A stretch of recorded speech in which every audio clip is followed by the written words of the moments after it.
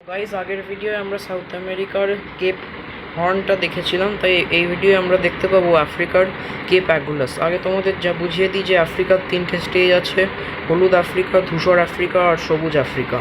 তো হলুদ আফ্রিকা মানে মরুভূমি, যার মধ্যে পড়ে Egypt, Libya, Tunisia, Algeria, Morocco এবং এখান থেকে পড়ে নামিবিয়া আর বটসওয়ানা। এবং সেই সঙ্গে ধূসর আফ্রিকার মধ্যে আছে রিপাবলিক অফ সাউথ আমেরিকা আর তানজানিয়া, কেনিয়া আর ইউগান্ডা আর জাম্বিয়া আর অ্যাঙ্গোলা আর গ্যাবন আর সেন্ট্রাল আফ্রিকান রিপাবলিক আর নাইজেরিয়া আর হর্ন অফ আফ্রিকা, এবং বাকিটা সবুজ। তো এই হচ্ছিল আফ্রিকার ম্যাপ। আর এই সাউথ আমেরিকায় কেপ টাউনের কাছেই আছে কেপ অ্যাগুলাস। তো ধন্যবাদ এই ভিডিওটা দেখার জন্য, আর দেখা হচ্ছে নেক্সট ভিডিও, যেখানে আমরা ট্যুর করতে চলেছি এশিয়া এবং কেপ কমোরিন।